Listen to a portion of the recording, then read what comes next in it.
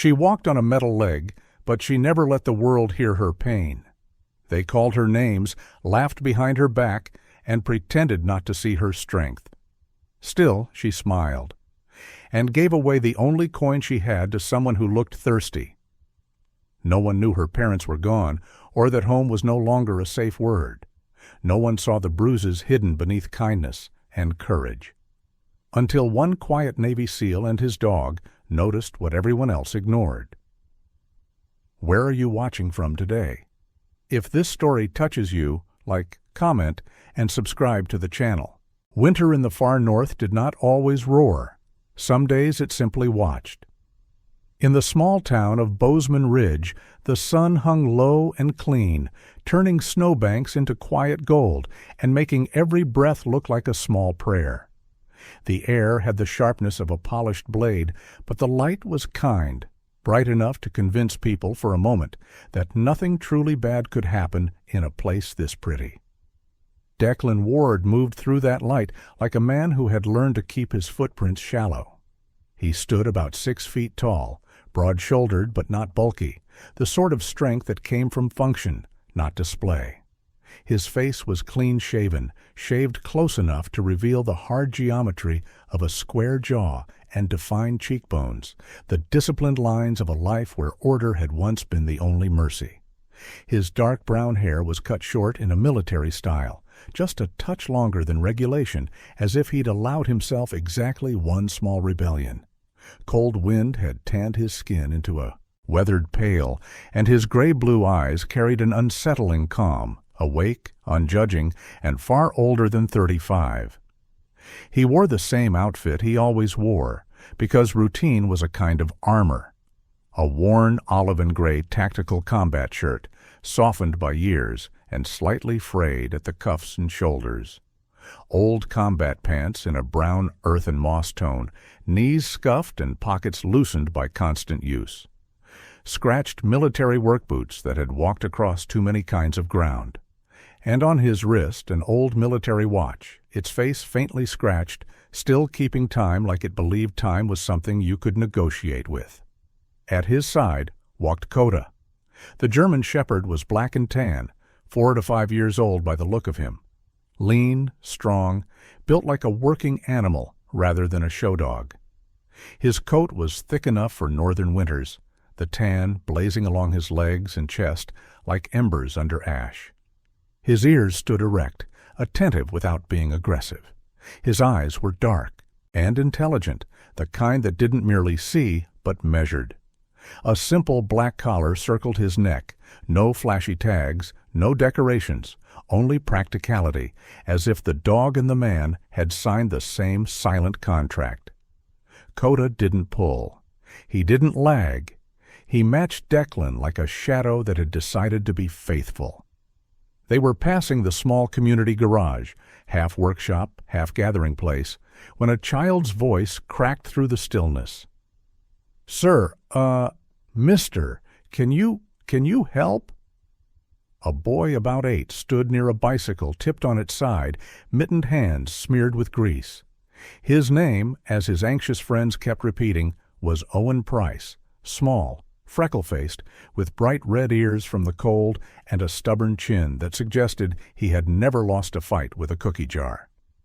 He was the kind of kid who tried to solve problems by wrestling them. Declan didn't hesitate. He almost never did, not when something was directly in front of him. He crouched by the bike, boots crunching snow, and examined the chain. Owen's friends hovered like sparrows, 2 girls and a boy, bundled in puffy jackets and knit hats, eyes wide with the holy awe children reserve for adults who seem capable. Coda sat a few feet back, calm but watching, his tail resting on the snow like a comma. "Chain popped off," Declan said, voice low, steady.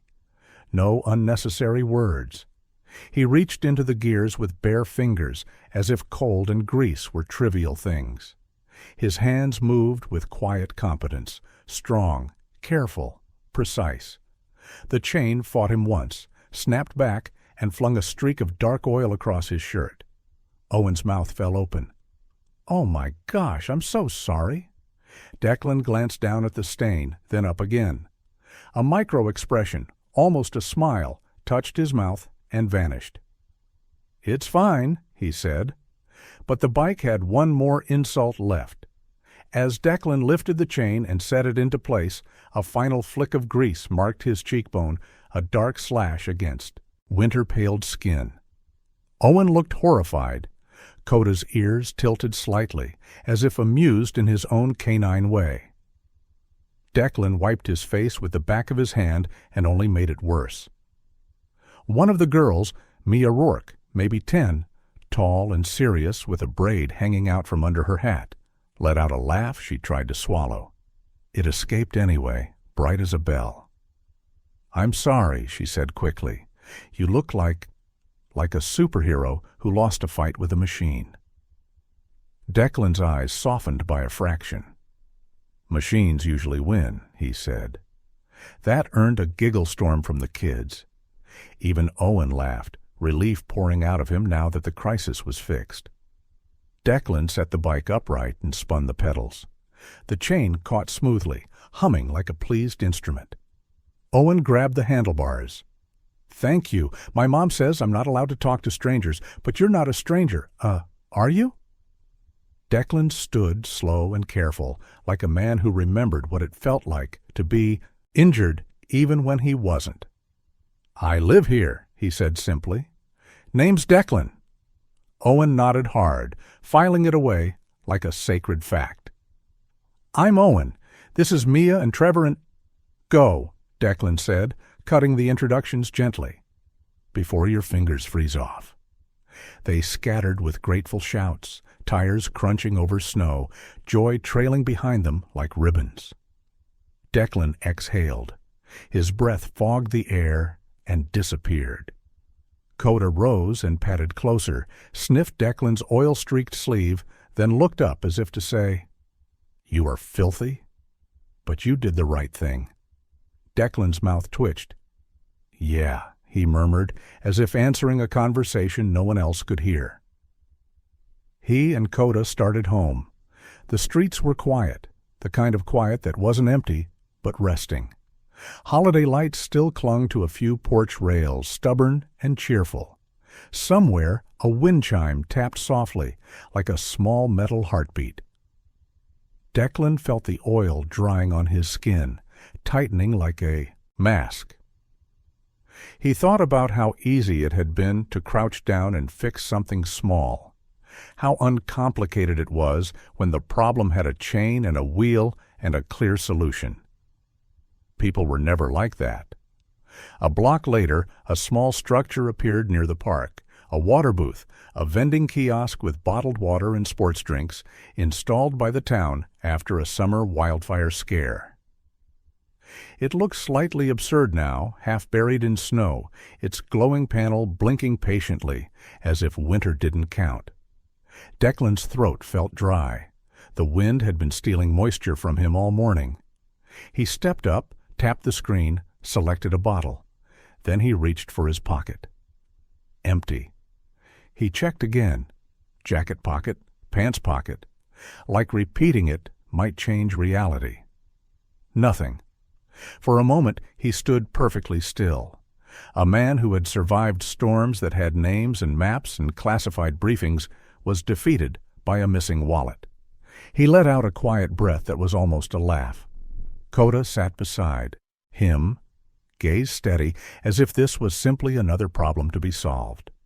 But the dog's nose twitched, taking in the world. Declan leaned back against the kiosk, slid down until he was sitting on the cold ground. He rested his forearms on his knees, head angled slightly down. The posture looked tired, but it wasn't defeat. It was pause. A tactical pause. Across the street, sunlight flashed on something moving. A child. A small figure approached slowly, careful with every step. She wore a pink dress under a gray cardigan that looked too thin and too old for this kind of cold. The cardigan was pilled at the cuffs, washed so many times it had lost its original color. A knit hat sat low on her head, and wisps of brown hair escaped around her cheeks. She used a crutch under one arm. One leg moved normally, the other ended below the knee and continued in a metal prosthetic, catching the light with each shift. She was 9, maybe 10. Small, narrow-shouldered, the kind of child whose body seemed to be bracing for the world rather than growing into it. Her name, Declan would learn later, was Maisie Caldwell. She stopped a few feet from him, hesitated, then took a small step closer. Her expression carried a bright courage that didn't quite hide the strain beneath it. Coda stood, not abruptly, not threateningly, just smoothly, as if following an old rule. He moved half a step forward, not blocking her, merely positioning himself where he could see her hands and face. His ears were up, his eyes were calm. Maisie looked at the dog, swallowed, then smiled. Declan watched her carefully. Not like a soldier scanning for danger, like a man trying to understand something fragile without breaking it. She lifted her hand. In her palm sat a single coin. Her voice was small, but clear enough to cut through winter. Sir? Declan didn't correct her. He didn't tell her not to talk to strangers. He didn't rush her with questions that might scare her away. Yes, he said. She held out the coin toward him with a strange kind of joy, like giving was the only power she trusted. You look like you're really thirsty, she said, the words tumbling out faster at the end. You can take this. Buy water.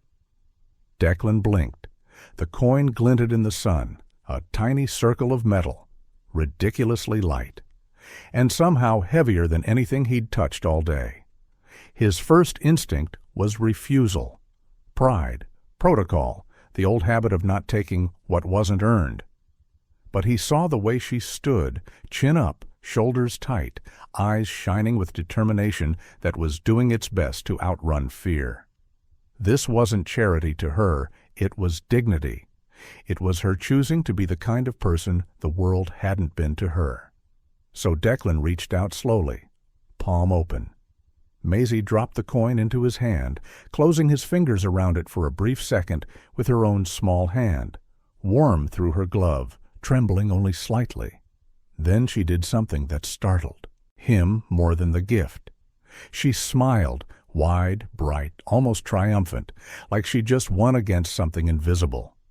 And she turned to leave. Declan's mouth opened. Hey, wait! Maisie paused, glanced back, but didn't come closer.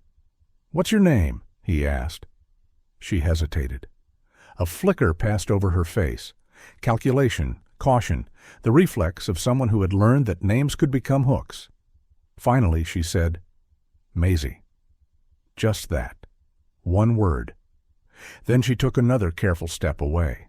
Coda's head tilted slightly, as if listening to a sound no one else could hear. And then, strangely, Coda lowered his nose to the snow where Maisie had stood. He sniffed once, then twice, then looked back at Declan with a focus that tightened the air between them. Not alarm, not aggression, recognition. Declan felt it like a ripple under ice. The dog moved closer to Declan's hand and nudged the coin with his nose, as if confirming it was real, as if saying, "This matters." Declan stared down at the coin, then at the child moving away, her crutch tapping lightly against the sidewalk. He had seen children in hard places before. He had seen bravery dressed in rags and smiles, but it had been years since he'd seen it in a town with holiday lights and warm coffee shops. He pushed himself to his feet, brushed snow from his pants. Oil stained his cheek, his shirt, his hands. He probably looked rough, like a man who'd wrestled the day and lost. And yet, when he stepped to the kiosk, inserted the coin, and watched the bottle drop with a hollow thunk, something in his chest loosened. He took the water, twisted the cap, drank. Cold water, sharp and clean. But the real thing that quenched him wasn't the drink. It was the fact that a child with less than almost anyone had chosen to give. He looked up. Maisie was already far down the sidewalk, moving steadily, as if she had somewhere to be, and no time to be noticed. Declan's lips curved into a genuine smile, small, surprised, and unguarded. Coda leaned against his leg, solid as a promise. Declan watched the girl until she turned a corner and disappeared from sight. Then he slipped the empty coin slot receipt into his pocket without thinking, like it was evidence of something sacred. He and Coda started walking again, the sun bright on the snow, the town quiet around them. Declan didn't know it yet, but a single coin had just tilted the balance of his life. And Coda, steady, silent Coda, walked at his side like a creature who already understood what fate smelled like. Declan Ward did not think about the coin as he walked. He thought about the sound it had made when it fell into the vending slot, light, ordinary, forgettable. He thought about how the girl had smiled like she had done something important, something right, and then left before he could name the feeling it stirred in him. Coda walked at his left knee, boots and paws keeping time on the packed snow. The dog's breath steamed in steady clouds, his posture relaxed but alert, the way it always was when Declan's mind drifted too far inward. They cut across the small park that bordered the elementary school, a wide, open stretch of snow-crusted grass, a frozen playground, and a set of benches half buried like forgotten centuries. It was the kind of place where winter laughter still echoed even when children had gone home. Voices rose ahead, high, sharp, too loud for the quiet afternoon. Declan slowed. Across the park, near the chain-link fence that separated the playground from the street, a small group of children clustered together, 5 of them, maybe 6, old enough to know words hurt, young enough not to care yet. And there, just beyond them, was the girl from the water booth, Maisie. She stood a few steps away, her crutch planted firmly, her metal prosthetic glinting faintly under the sun. She wore the same pink dress and gray cardigan, her shoulders squared in a way that looked practiced, like a pose she had learned to survive. Declan stopped walking. Coda stopped too. The words carried clearly in the cold air. "Hey, robot leg! Does it beep when you walk? Bet it's fake. Bet she's just pretending." Maisie tried to move past them. One boy, tall for his age, with a blunt haircut and a jacket too big for his frame, stepped sideways, blocking her path. His name, Declan would later learn from a teacher's offhand comment, was Caleb Dunning. He had the look of a child who had learned early that noise could substitute for confidence. "Where are you going, steel leg?" Caleb said, grinning. Maisie's jaw tightened. Her fingers curled around the crutch handle until her knuckles went pale. "Leave me alone," she said. Her voice didn't shake. Not yet. Declan felt something old and dangerous stir in his chest. Not rage exactly, but readiness. The instinct to step in, to end a threat quickly and decisively. Coda shifted beside him. The dog didn't growl. He didn't bark. He leaned forward slightly, ears angling toward the sound, body aligning between Declan and the children without being told. Declan exhaled slowly through his nose. He did not move. Not yet.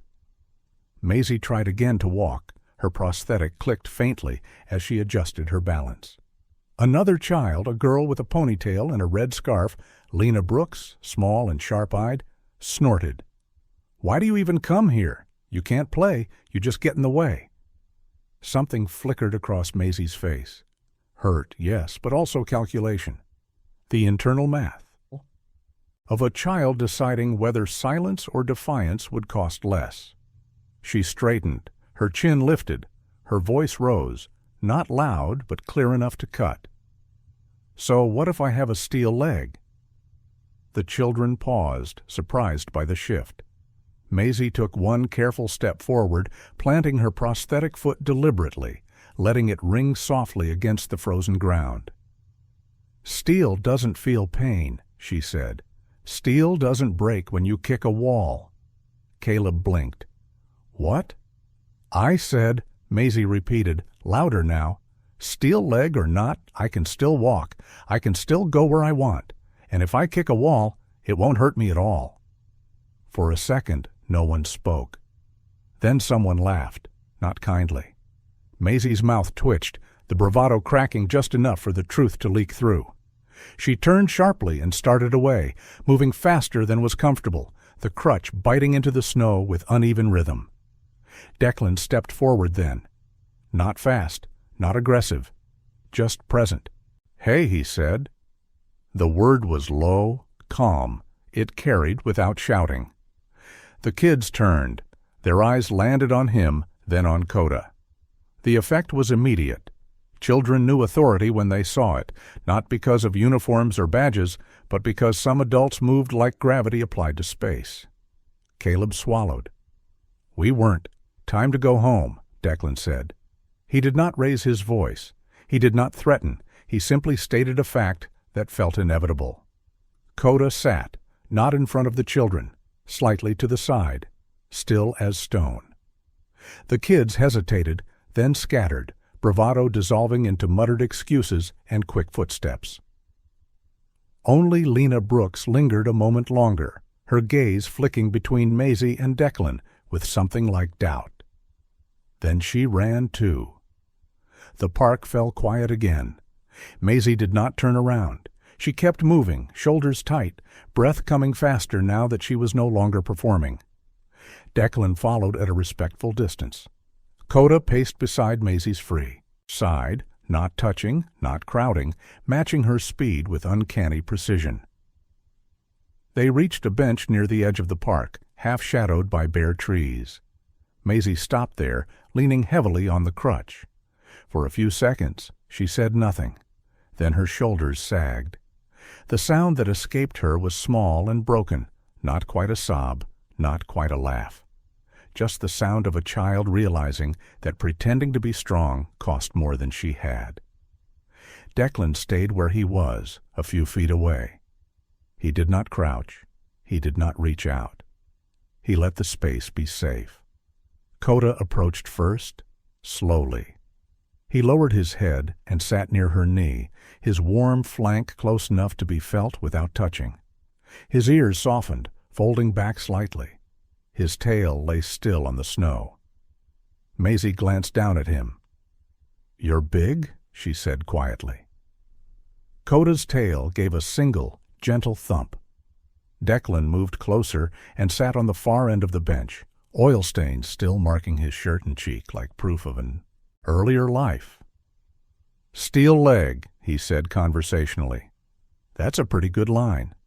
Maisie sniffed. "It was stupid." "It wasn't," Declan said. "It was honest."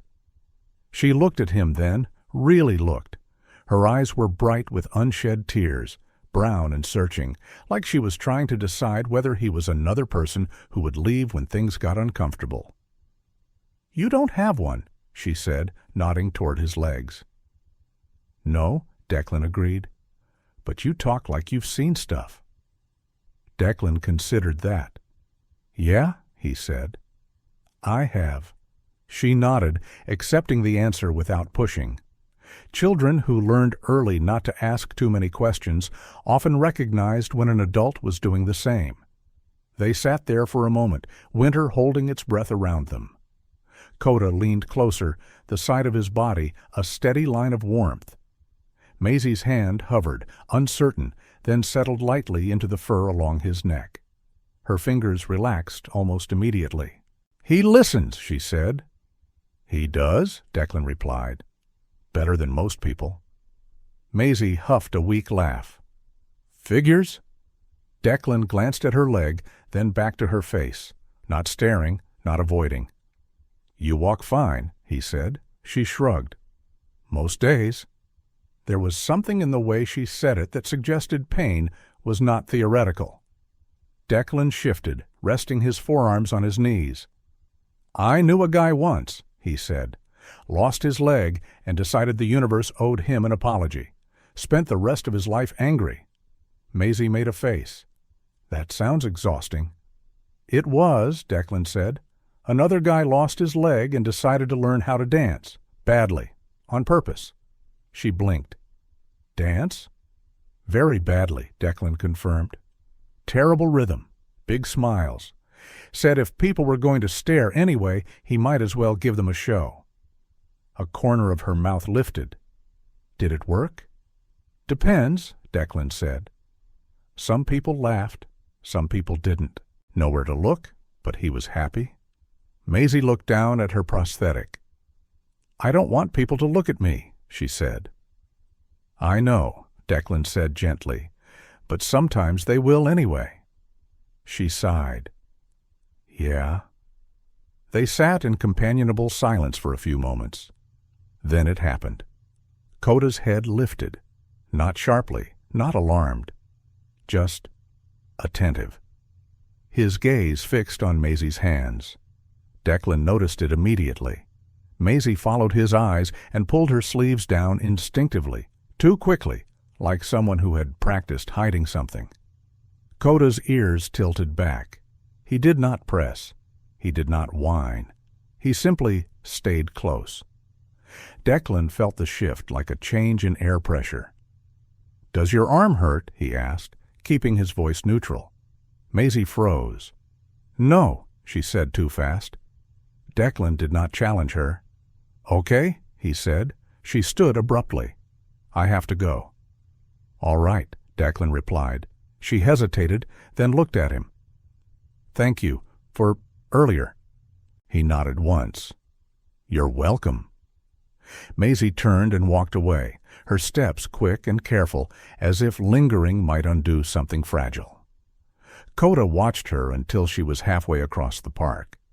Then the dog did something strange.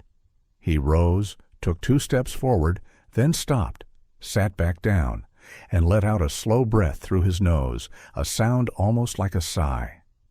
Declan felt a chill that had nothing to do with winter. He followed Coda's gaze to the sleeve Maisie had pulled down too fast, to the brief flash of skin he had almost missed. Marks, not fresh enough to bleed, not old enough to be forgotten, finger-shaped shadows beneath the fabric.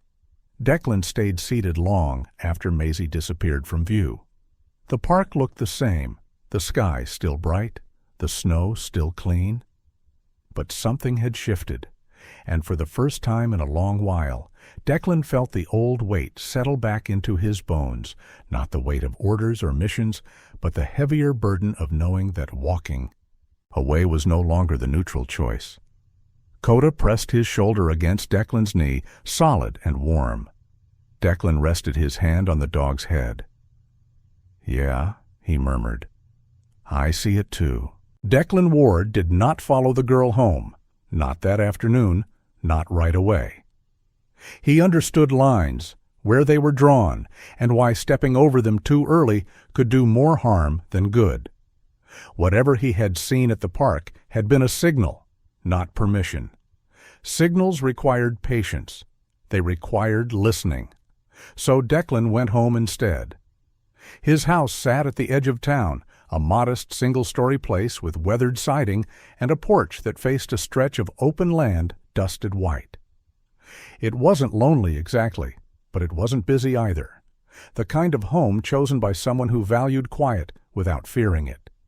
Inside, the air smelled faintly of pine cleaner and old wood. Declan peeled off his jacket and boots, set them neatly by the door. He washed the grease from his hands and face, watching dark oil spiral down the sink like something being erased. But it didn't erase the image of Maisie's too quick movement, or Coda's stillness. Coda lay on the rug near the kitchen, head resting on his paws, eyes open. He wasn't asleep. He rarely was, not fully. The dog's body was relaxed, but his mind remained tuned to something Declan couldn't name. Declan poured water into a metal bowl and set it down. Coda drank, then lifted his head, water dripping from his muzzle. "You saw it?" Declan said quietly. Coda's ears flicked. Declan sat at the small kitchen table, elbows braced, hands clasped loosely. He didn't replay the scene like a movie. He replayed it like a report. Details, timing, posture, the way Maisie's shoulders had stiffened, the way she'd hidden her arms, the way she'd left too fast, like staying another minute would cost her something she couldn't afford. That night, Declan slept lightly. not from nightmares, from awareness. The next morning came sharp and bright, the kind of cold that made the sky look scrubbed clean. Declan and Coda walked toward the center of town, boots crunching, paws padding in rhythm. They passed the EE diner, steam fogging its windows, and the library with its stone steps dusted in snow. Declan stopped briefly to greet Mrs. Alowan Pike, the elderly woman who lived 3 houses down from him. Mrs. Pike was in her late 60s, short and round-shouldered, with thick white hair pulled into a bun that never quite stayed in place. She wore a heavy wool coat and mismatched gloves and carried a bag of birdseed like it was something precious. Her face was deeply lined, but her eyes were sharp, curious, and kind in the way of people who had learned to notice things others missed. "Mornin', Declan," she said. "Cold enough to remind you you're alive." He smiled faintly. "Seems determined to." She glanced down at Coda. "He's been restless lately." Declan's gaze sharpened. "Has he?" "Oh, yes," she said, sprinkling seed near the fence. "I see him sit up straighter when certain folks walk by. Dogs know." She didn't elaborate. She didn't have to. Declan nodded once and continued on. They found Maisie later that afternoon near the small public library, sitting on the low stone wall that edged the parking lot. She had a book open in her lap, though she wasn't reading it. Her crutch leaned against the wall beside her. She looked smaller without the confrontation of the park around her. Declan approached slowly, making sure his shadow reached her before he did. "Hey," he said. Maisie startled, then relaxed when she saw him. "Oh, hi." Coda sat automatically at Declan's side, his posture calm, non-intrusive. "You waiting on someone?" Declan asked. She shook her head. "Just killing time." The way she said it, casual but practiced, set something off in Declan's mind. Children who were truly free rarely needed to kill time. He gestured to the wall. "Mind if I sit?" She shrugged. "It's not mine." He sat, leaving space between them. The library doors opened behind them, and a woman stepped out, early 30s, tall and slim, with dark blonde hair pulled into a loose ponytail. She wore a thick knit sweater under a long coat and carried a stack of children's books. Her name tag read, Sarah Whitcomb. Sarah worked as the assistant librarian. She had a gentle face, pale skin flushed from the cold, and the kind of eyes that softened automatically when they landed on children. She nodded at Maisie. "You done with that one?" Sarah asked, voice warm. "Yeah," Maisie said, handing the book back. "It was okay." Sarah smiled. "High praise. Same time tomorrow?" Maisie hesitated. "Maybe." Sarah didn't push. She rarely did.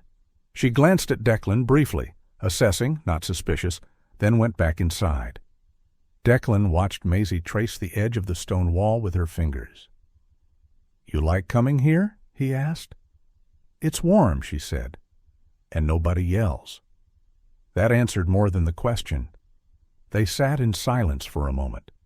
Snow drifted lazily from the sky, each flake landing like a decision. "Where do you live?" Declan asked gently. Maisie stiffened. "Close," she said. Declan nodded. "I won't walk you. Just curious." She studied him. Coda's steady presence seemed to anchor her. "With my aunt," she said finally. "Rowena?" Declan didn't react. "What's she like?" he asked. Maisie's mouth twisted. "Busy?" That was all. Coda stood suddenly, not abruptly, not alarmed. He turned his head toward the street behind the library, ears forward, body tense in a way Declan recognized instantly. Not threat detection. Recognition. A woman walked past the far end of the parking lot. Tall, angular, her blonde hair was pulled tight, every strand controlled. She wore a cream-colored padded coat, spotless, and walked with clipped efficiency. Maisie went still. Her fingers tightened around the edge of the wall. Coda did not bark. He took one step closer to Maisie and sat, body angled between her and the street. The woman glanced over briefly. Her eyes flicked to Coda, then to Declan. Her gaze lingered on the dog for half a second too long. Then she walked on. Maisie exhaled, sharp and quiet. Declan said nothing, but something in the air shifted, subtle as a door closing softly. The woman was gone in seconds, swallowed by the street. Maisie didn't speak. She picked up her crutch, stood too quickly, and nearly lost her balance. Declan rose at once, not touching, just close enough to catch if needed. "I have to go," she said. "Okay," he replied. She hesitated. "You're nice?" He nodded. "You too." She turned and moved away, her steps careful, her back straight like she was holding herself together by force. Declan watched her until she disappeared between houses. Coda remained standing long after. Declan followed his gaze to the direction the woman had gone. Rowena? He didn't know her name yet, but he knew the shape of control when he saw it. That evening, Declan took a longer route, through the neighborhood. He didn't follow Maisie. He didn't stand across the street. He walked the block like someone out for air, nodding at neighbors, stopping to talk about weather and snowplows. That was how he met Frank Holloway. Frank was in his mid-50s, thick-necked with a graying beard and hands permanently rough from decades of carpentry. He leaned against his truck, cigarette dangling from his lips, eyes watchful in the way of men who noticed patterns long before they named them. "You're Ward, right?" Frank said. Declan nodded. "Yeah?" Frank jerked his chin down the street. "That kid with the leg, she lives 2 houses down. Quiet one." Declan kept his face neutral. "She seems polite." Frank snorted softly. "That's one word." He took the cigarette from his mouth, ground it under his boot. "Some nights," Frank said, voice lower now, "she's out on the porch late. No coat. Door closed." Declan's jaw tightened. "Cold like this?" Frank nodded. "Cold like this." Declan didn't ask why Frank hadn't intervened. He knew the answer. People told themselves stories to survive their own inaction. "Thanks," Declan said. Frank shrugged. "Figured someone should know." Declan walked home with Coda in silence. Inside his house, Declan stood at the window, watching dusk settle over the snow. Coda lay at the threshold of the living room, body aligned with the door like a sentry. Declan rested his palm against the glass. He had hoped the marks on Maisie's arm would have an explanation. An accident, a clumsy fall, anything simple. But simple was a luxury. And as the lights came on across the street, Declan understood something with unsettling clarity. Whatever was happening behind that quiet door down the block, it wasn't new, and it wasn't going to stop on its own. Coda lifted his head and looked at him. Declan nodded once. "Yeah," he said softly. "I know." Declan Ward had learned long ago that truth rarely announced itself. It surfaced instead through patterns, small repetitions, quiet omissions, things said too casually or not said at all. You noticed it only if you stopped moving long enough to let the noise fall away. The morning after Frank Holloway's words, Declan didn't wake with certainty. He woke with alignment. The snow had hardened overnight, crusted and pale, crunching under boots like thin ice. Declan stood on his porch for a long moment before stepping out, breath fogging the air, eyes scanning the street the way they always did when his instincts shifted from passive to alert.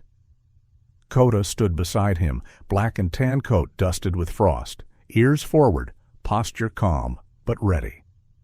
The dog's presence had changed subtly over the last day, not restless, not aggressive, just deliberate, as if he were waiting for instructions he already understood. They walked, not toward Maisie's house, not yet. They walked toward people. The first stop was the diner. It was a narrow place with steamed-up windows and a bell that chimed softly when the door opened. Inside, the smell of coffee and frying bacon wrapped around the room like a memory. A few locals sat at the counter, shoulders hunched against the cold, speaking in half-sentences and nods. Behind the counter stood Ruth Callahan, the owner. Ruth was in her early 50s, broad-shouldered and solid, with graying auburn hair pulled into a loose bun that never quite obeyed her.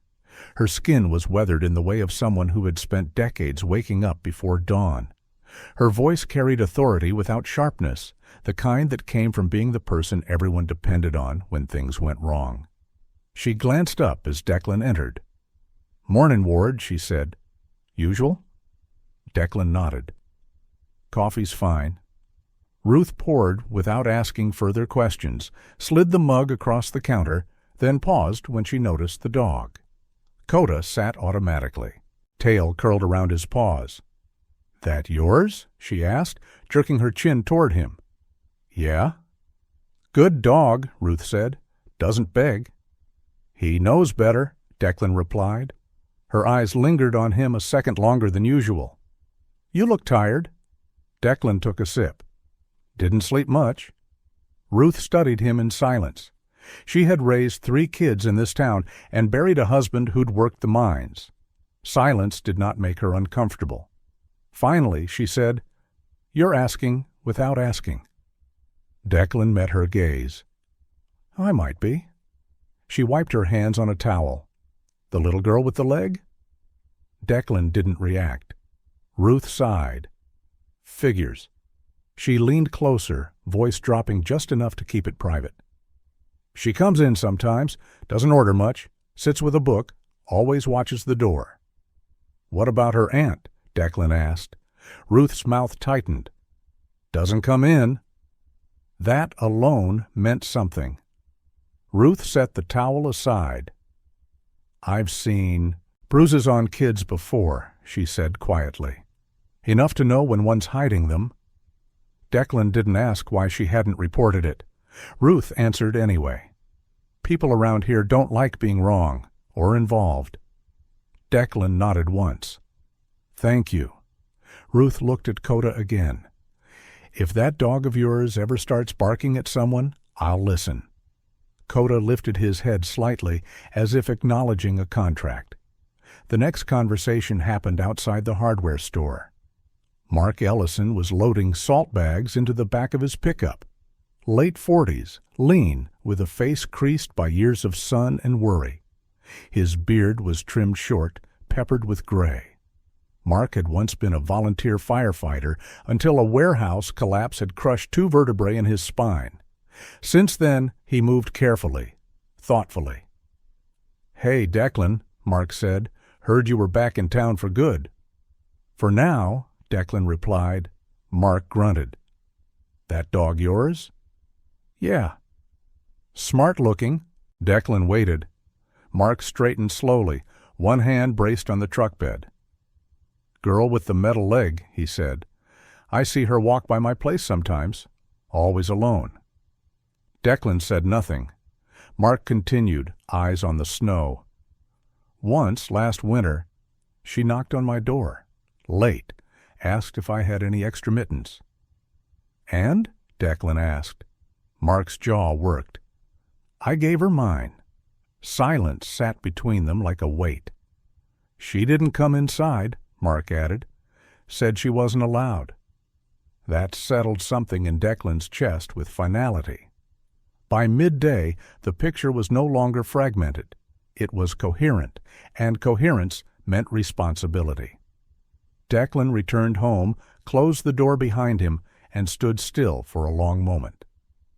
Coda lay down at the threshold without being told, head up, ears alert. The dog's position was no accident.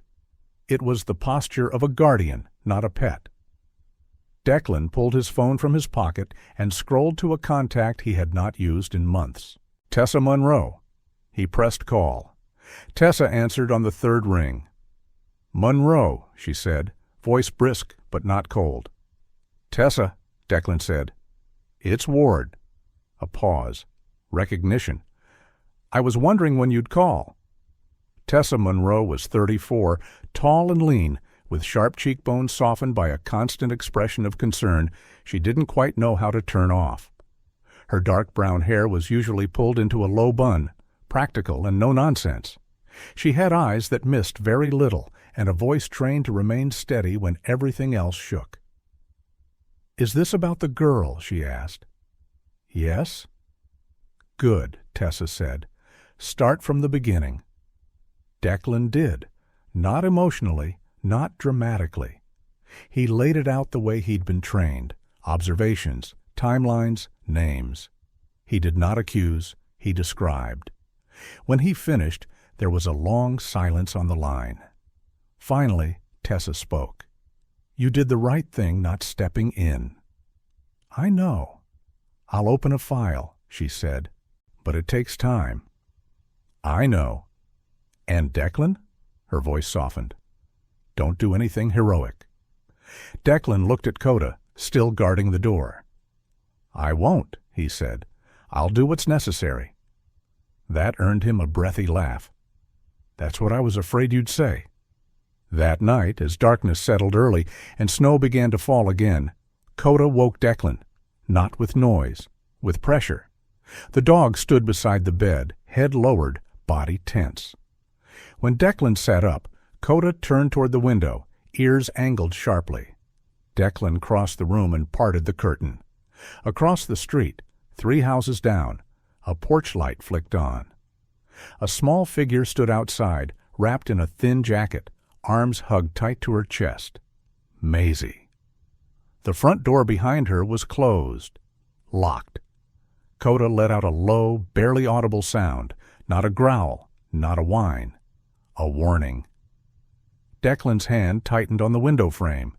He did not rush out, not yet. He watched, counted seconds, measured distance. Maisie stood very still, as if movement might make things worse. Snow collected on her shoulders, on her hair. She did not knock. She waited. A minute passed, then another. Declan's phone buzzed in his hand. A text from Tessa. "If you see something tonight, anything, call me." Declan didn't hesitate this time. He pulled on his boots and jacket, moved with quiet speed. Coda was already at the door, muscles coiled. By the time Declan reached the sidewalk, the porch light snapped off. The door opened just long enough for Maisie to disappear inside. The lock slid home. The street returned to darkness. Declan stood there, breath steady, heart pounding with restrained force. Coda sat at his side, eyes fixed on the house, unblinking. They stayed like that for a long moment, 2 silhouettes in falling snow. Then Declan turned back toward his own home. He didn't need to see anything else tonight. He had seen enough. Inside, Declan removed his jacket slowly, hands deliberate. He sat at the kitchen table, elbows resting on worn wood. Coda lay at his feet, still facing the door. Declan stared at the wall, thoughts moving faster than words. Tomorrow, the process would begin. Reports, interviews, systems that moved too slowly for cold nights. But tonight, something else had shifted. This was no longer about observation. It was about time. And time, Declan knew, was the one thing children never had enough of. Morning came without apology. The cold sharpened everything, the air, the light, the edges of sound. Snow had fallen through the night and stopped just before dawn, leaving the town wrapped in a pale stillness that felt deliberate, as if the world itself were waiting to see what would happen next. Declan Ward stood at his kitchen sink, staring out the window while the kettle hissed softly behind him. Across the room, Coda lay near the back door, his body angled toward it, head resting on his paws, but eyes open. He hadn't moved much since the night before. Not restless, not tense, simply aware, as though some internal switch had been flipped and there would be no switching it back. Declan poured coffee and let it sit untouched. He had not intervened last night. He had followed the rules. And yet the image of a child standing in falling snow waiting without knocking, would not loosen its grip. He pushed the thought aside, not away, just to the side, where he kept everything. That demanded action, but required patience. By mid-morning, he was walking again. This time, he carried purpose openly. The school let out early on Fridays. Children spilled from the doors in clumps of color, jackets bright against the white ground, voices rising, scattering, colliding. Parents waited near idling cars. A crossing guard waved traffic through with slow, practiced motions. Declan stood across the street near the fence, hands in his pockets, posture casual enough not to draw attention. Coda sat at his side, calm and unassuming, the picture of a well-trained dog out for a walk. Maisie emerged near the back of the group. She moved carefully, letting the rush pass before stepping forward. Her crutch struck the pavement in a measured rhythm. Her backpack looked too heavy for her frame, straps biting into her shoulders. Declan didn't call out. He waited until she noticed him. Her eyes widened slightly, then softened. She hesitated, 1 foot forward, then back, before approaching. "You weren't at the park today," she said. "I had things to do," Declan replied. "You headed home?" She nodded. "Yeah? Mind if we walk part of the way?" he asked. "Coda needs the exercise." Coda's tail thumped once, right on cue. Maisie considered this, then shrugged. "Okay." They fell into step together, not close, not far. The sidewalk stretched ahead, lined with snowbanks and bare trees. Maisie kicked at a patch of ice with her good foot. "My aunt's working late," she said, unprompted. Declan made a mental note of the phrasing, working late, not gone. "What do you do after school?" he asked. She shrugged again. "Homework, reading, sometimes nothing." "Nothing's underrated," Declan said. She smiled faintly. They passed the small convenience store at the corner. The door chimed as someone exited, laughter spilling out briefly before the cold swallowed it again. Maisie slowed. "Can I?" She trailed off. "You can ask," Declan said. "Can I pet him?" she asked, nodding toward Coda. "You don't have to ask," Declan replied. "He's friendly. Just let him sniff first." Maisie knelt carefully, bracing herself with the crutch. Coda leaned forward, sniffed her hand, then sat, patient and still. Her fingers sank into the thick fur at his neck. "He's warm," she said softly, surprised. "He's a furnace," Declan said. "Don't tell him. It'll go to his head." Coda's ears flicked back in what might have been pride. They continued walking. Maisie spoke again after a while, voice quieter now. "Do you ever feel like people decide things about you before you talk?" Declan didn't answer immediately. "Yes," he said finally. She nodded, satisfied. "Me too." They reached the corner where her street began. Maisie stopped. "I'm here," she said. Declan did not look toward the house. "All right," he said. "I'll see you around." She hesitated. "You're not mad? About what?" She shrugged, eyes dropping. "Stuff." Declan met her gaze. "No." She searched his face as if testing the truth of that single word.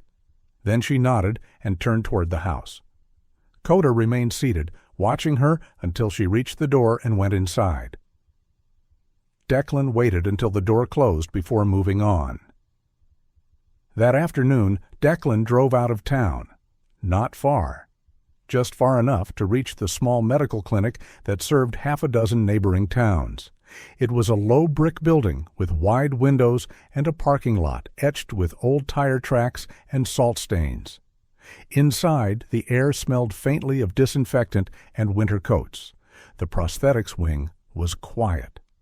Grant Halverson emerged from one of the exam rooms, clipboard in hand.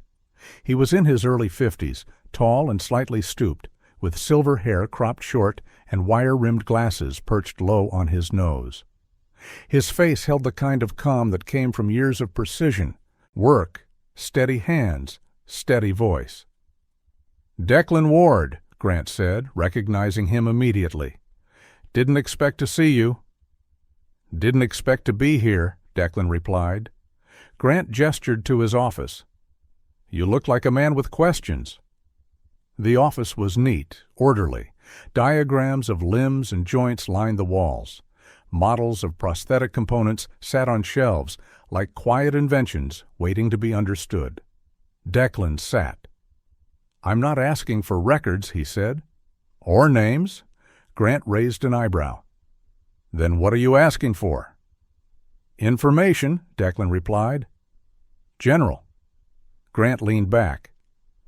"All right." Declan described the prosthetic he'd seen, metal below the knee, stiff movement, the way the girl adjusted her weight. Grant listened without interrupting.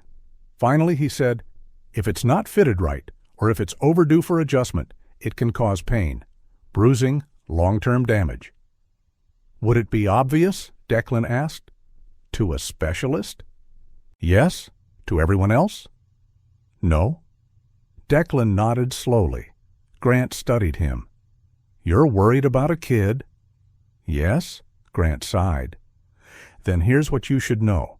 Kids grow fast. Devices need constant follow-up. Miss a few appointments, and things go bad quickly." "Who's responsible?" Declan asked. "Legally?" Grant said. "The guardian." Declan stood. "Thank you." Grant hesitated. "If you see something wrong," he added, "don't wait." Declan met his gaze. "I won't." That evening, as dusk fell and streetlights flickered on, Coda stopped dead in the middle of the sidewalk. Declan turned. "What is it?" Coda's body was rigid, not tense, but fixed. His gaze was locked on the ground near a snowbank.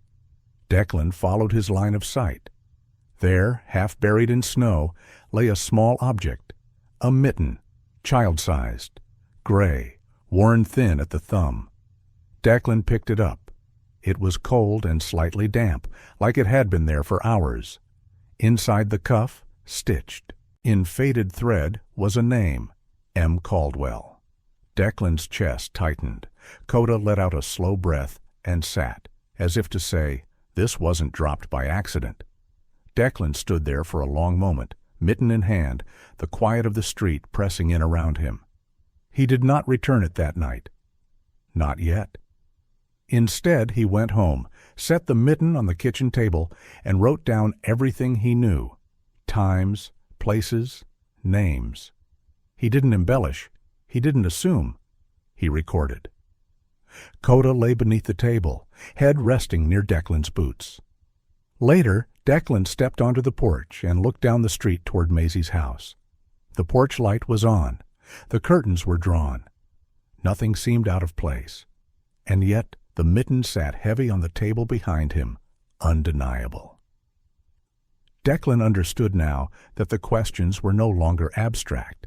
They were personal. And questions like that did not fade on their own. They demanded answers. Declan Ward did not sleep much that night.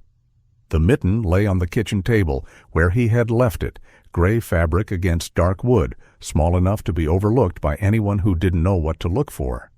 He hadn't touched it again. He didn't need to. Its presence alone was enough. An answer to a question he had already stopped pretending was theoretical. Coda slept near the back door, curled but alert, one ear flicking now and then as if listening to something beneath the house, beneath the town, beneath the ordinary sounds of winter settling in. At dawn, Declan rose, showered, dressed, and moved with the same deliberate calm he'd carried into far worse mornings. He did not rush. Rushing led to mistakes. This would require precision. By 8 o'clock he was in his truck, the heater humming steadily as the town slipped past the windshield. He did not drive toward Maisie's house. He drove toward the county offices instead. The Child Services building sat between a credit union and a dental clinic, a low concrete structure with wide windows and neutral paint that suggested safety without quite delivering it. Declan parked across the street and waited. At precisely 8:27 a.m., Tessa Monroe stepped out of her car. She wore a dark wool coat over a fitted sweater and slacks, her posture straight, her stride purposeful. Tessa moved like someone accustomed to resistance, not confrontational, but unyielding. Her hair was pulled into a low bun, practical and tight, and her face carried the quiet exhaustion of someone who measured progress in inches instead of miles. Declan met her at the curb. "You came early," she said. "So did you." She studied his face. "You find something else?" He nodded once. "I'll explain inside." They walked together into the building, Coda staying in the truck by design. This part required fewer teeth and more paper. Inside, the office buzzed with the low chaos of phones ringing, printers churning, voices lowered by thin walls. A woman behind the front desk glanced up. Marlene Ortiz, mid-40s, compact build, sharp eyes behind rectangular glasses. Her black hair was streaked with silver and pulled into a no-nonsense ponytail. Marlene had worked intake for over a decade. She could spot performative concern from a mile away. "Tessa," Marlene said. "Conference room 3's open." Tessa nodded. "Thanks." Declan followed them down a hallway that smelled faintly of disinfectant and burnt coffee. Inside the room, Declan laid everything out. Not emotions, not conclusions, facts. He described the park incident, the library, the neighbors' accounts, the locked door at night, carefully, without dramatization. He mentioned the prosthetic concerns, the clinic conversation, the pattern of isolation. Finally, he placed the mitten on the table. Marlene's eyes sharpened. "Where was this found?" "Near the street," Declan said, "hours after school." Tessa exhaled slowly. "This is enough," she said. "Not for removal yet, but enough for a welfare check. Today." Marlene nodded. "I'll log it." Declan felt no relief, only readiness. The welfare check happened at noon. Declan did not go. That was the rule. Instead, he waited at home, pacing less than he wanted to, more than he admitted. Coda tracked his movement from room to room, finally settling near the window, gaze fixed on the street that led toward Maisie's house. The call came at 1:14 p.m. Tessa's voice was controlled. "We're escalating!" Declan closed his eyes. "Details?" he asked. "The Guardian, Rowena Caldwell, was uncooperative," Tessa said. "Dismissive, claimed the child was difficult and dramatic. We observed environmental concerns, inadequate heating in the back room, food logs inconsistent." "Maisie?" Declan asked. "She's safe," Tessa replied. "For now, we're requesting a temporary protective order. It'll be decided by end of day." Declan exhaled. "Don't come over," Tessa added. "Not yet." "I won't." When the call ended, Declan sat heavily at the kitchen table. Coda rested his head against Declan's knee, grounding, steady. The system had begun to move. That didn't mean it would move fast enough. At 3:42 p.m., Coda stood and went rigid. Declan looked up from his notes. The dog's ears were forward, body angled toward the street. His posture was not alarmed, but it was intent, the way it had been the first time Maisie had walked away from the water booth. Declan rose and stepped to the window. A car he didn't recognize was parked down the block. County plates. 2 figures stood beside it, one uniformed, one in a dark coat. Between them, small, bundled in borrowed layers, stood Maisie. She was holding herself very still. Declan's chest tightened. Coda did not bark. He sat, waiting. Declan did not open the door until the knock came. It was firm, professional. When he did, Tessa stood on, his porch coat dusted with snow. Beside her was Officer Daniel Reyes, late 30s, average height, clean-shaven with a calm, observant demeanor. His uniform was neat, his posture relaxed but attentive, the look of someone who understood that presence mattered more than force. Behind them stood Maisie. She wore a borrowed winter coat too large for her, sleeves swallowing her hands. Her eyes flicked from Tessa to Declan, then to Coda, who sat just inside the doorway. Relief flashed across her face before she could stop it. "Hi," she said softly. Declan swallowed. "Hi." Tessa spoke first. "Mr. Ward, this is temporary," she said. "We need a safe place for her tonight. Short notice." Declan nodded. "I understand." Officer Reyes glanced down at Coda. "That dog friendly?" "With kids," Declan said. Coda stood and approached Maisie slowly, sniffed the hem of her coat, then sat again, close but not touching. Maisie's shoulders dropped an inch. "That'll do," Reyes said quietly. Paperwork followed. Signatures, conditions. Words like temporary placement and pending review filled the air. Maisie listened silently, absorbing very little of it. Her attention remained fixed on Coda's steady presence and the quiet way Declan stood between her and the open doorway. When it was done, Tessa knelt in front of Maisie. "This is just for tonight," she said gently. "We'll talk more tomorrow." Maisie nodded. "Okay." Reyes tipped his hat. "Good luck," he said to Declan. "She's had a rough go." "I know," Declan replied. They left as quietly as they had arrived. The door closed. The house went still. Maisie stood in the entryway, unsure, small again, now that the official words were gone. Declan knelt in front of her, careful to stay at eye level. "You can take your coat off if you want," he said, "or keep it on." She hesitated, then shrugged out of it, folding it carefully like she was afraid of doing something wrong. Coda lay down near her feet, chin on paws, eyes half-lidded. Maisie watched him. "Does he always do that?" "Yes," Declan said, "especially when someone's tired."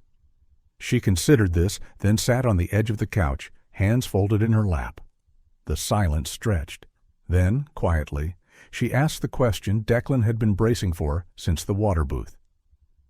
"If I don't go back," she said, staring at the floor, "will I have to go to an orphanage?" Declan felt the weight of it, of answering wrong, of answering too fast. He chose carefully. "No," he said. "There are other options. People whose job it is to make sure you're safe." She nodded, but her fingers tightened. "But you won't send me away tonight." "No," Declan said firmly. "You're staying here." Her shoulders shook once. She pressed her lips together, determined not to cry. Coda lifted his head and inched closer until his side touched her knee. Maisie rested her hand on his fur, without looking down. They stayed like that for a long moment, three figures in a quiet house, while winter pressed its face against the windows. Declan knew this was not the end. It was the hinge. And hinges bore weight. The house sounded different with another heartbeat inside it. Not louder, not fuller, just altered. Like a familiar room after one piece of furniture had been moved, nothing broken, but everything aware of the change. Declan Ward woke before dawn, the habit ingrained too deep to undo. For a moment he lay still, listening. The wind pressed against the windows. The old floor settled. Somewhere down the hall, a small, uneven breath caught and released. He rose quietly and moved toward the living room. Maisie slept on the couch, curled on her side, beneath a thick blanket Declan had pulled from the hall closet. One arm rested outside the covers, fingers loosely tangled in Coda's fur. The dog lay stretched along the edge of the couch like a living barrier, black and tan coat rising and falling in steady rhythm. His ears flicked once as Declan approached, but he did not lift his head. He already knew who it was. Declan stood there longer than necessary, watching the way Maisie's face softened in sleep. No tension, no bracing. Just a child, finally allowed to stop holding herself together. He turned away and began the day. Breakfast was simple: eggs, toast, a bowl of cut apples. Maisie appeared in the doorway halfway through it, hair mussed, cardigan hanging a little crooked on her shoulders. She held herself carefully, like someone unsure of the rules in a new place. "Morning," Declan said. She hesitated. "Good morning." Coda rose at once and went to her side, tail low and wagging once, then sat. "Does he do that for everyone?" she asked. "No," Declan said honestly. "Just people he decides matter." Her lips twitched, almost smile, almost embarrassed. They ate mostly in silence, but it was a different kind now. Not fear, adjustment. Afterward, Declan cleared the dishes while Maisie lingered at the table, tracing the grain of the wood. "Am I in trouble?" she asked suddenly. Declan paused, then turned to face her fully. "No?" She nodded, absorbing that. "My aunt said, people like me make things complicated." Declan's jaw tightened, but his voice stayed even. "People who hurt others often say that." She thought about this. "You don't." "No," he said. "I don't." Coda rested his chin on her knee. By mid-morning, the knock came. Tessa Monroe stood on the porch, coat buttoned, tablet tucked under one arm. She looked tired, but focused, the look of someone who had slept too little because too much depended on the next few hours. Behind her stood Judge Eleanor Whitlock. The judge was in her early 60s, tall and straight-backed, with silver hair cut into a sharp bob that framed a face carved by years of hard decisions. Her eyes were pale blue, observant and unflinching. She wore a simple navy coat over a dark suit, nothing theatrical, nothing to distract from the authority she carried effortlessly. Declan stepped aside. Maisie hovered near the couch, eyes darting between the adults. Judge Whitlock knelt in front of her, not awkwardly, not performatively, just enough to meet her gaze. "Hello, Maisie," she said. "I'm Eleanor." Maisie nodded. "Hi?" "Do you know why I'm here?" the judge asked gently. Maisie shrugged. "Because I wasn't safe." The judge's mouth pressed into a thin line, not surprised, but affected. "That's right." They talked for a while, about school, about Coda, about what Maisie liked to read and what she didn't. The judge asked questions that weren't traps and listened like the answers mattered. Throughout it all, Coda stayed close, repositioning subtly whenever Maisie shifted, as if aligning himself with her breathing. Finally, Judge Whitlock stood and turned to Declan. "Mr. Ward," she said, "we're issuing an emergency placement order." Declan nodded. "Understood. This will require follow-up hearings, evaluations, and background checks," she continued. "This is not a small thing.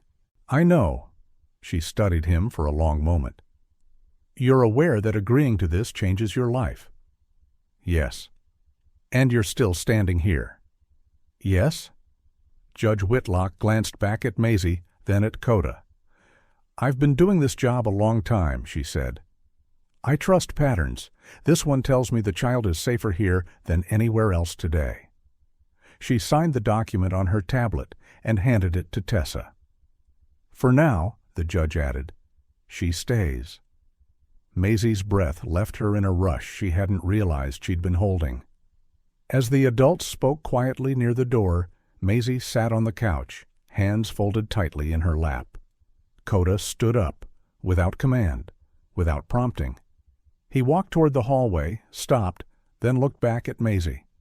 When she didn't move, he returned, gently nudged her knee with his nose, and turned again.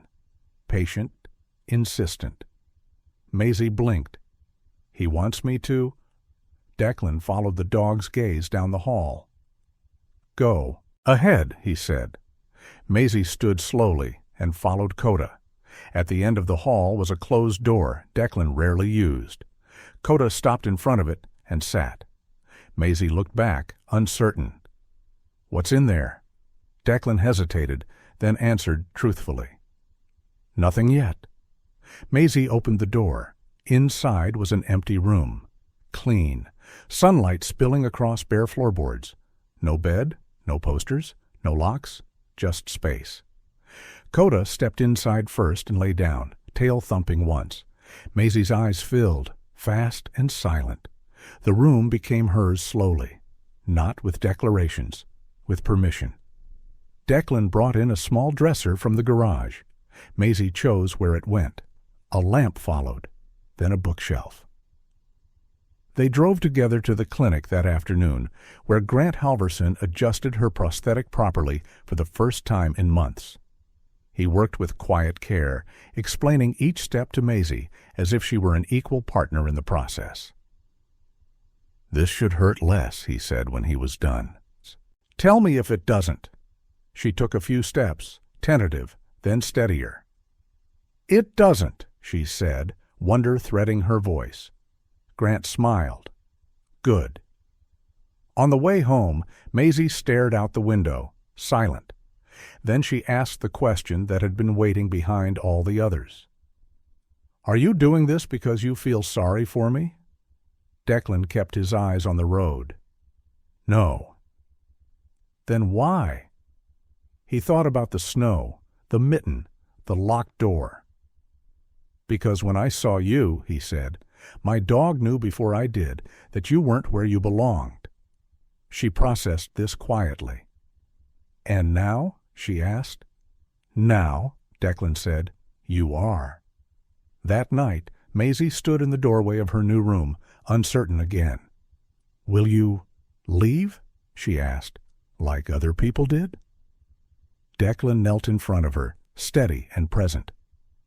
"No," he said, "I'm here, and I don't walk away." She searched his face, not for promises, but for truth. Satisfied, she nodded. Coda lay down across the threshold, as if sealing the answer. Later, long after the house had settled, Declan sat alone at the kitchen table. He felt the weight of the choice, not crushing, but real. Responsibility, permanence. He had lived with duty before. This was different. This was staying. Down the hall, a child slept without fear. At the threshold, a dog kept watch. Declan rested his hands on the table and allowed himself one quiet truth. Some missions didn't end. They became home. Sometimes we wait for miracles to arrive with thunder and light, with signs so loud they cannot be ignored. But the truth is, the miracles that change lives most often arrive quietly. They come in the shape of a choice made when no one is watching. In the courage to stay when walking away would be easier. In a heart that listens when the world tells it to look away. God does not always work through grand gestures. Often, He works through ordinary people who decide to become shelter instead of spectators. Through hands that protect, through patience that refuses to abandon hope, through love that shows up again and again, even when it costs something. In our everyday lives, we pass moments like this more often than we realize. A child who needs safety, a stranger who needs kindness. A quiet decision that carries more weight than we ever expected. Faith is not only found in churches or spoken prayers. It lives in the way we treat those placed in our path, in how we respond when compassion asks something of us. If this story moved you, let it move you beyond the screen. Share it with someone who may need hope today. Leave a comment and tell us what this story stirred in your heart. Subscribe to the channel so more stories of faith, courage, and quiet miracles can reach those who need them. May God bless you and protect you. May He place the right people in your path, and may you have the strength to recognize the moment when you are called to be the miracle someone has been praying for.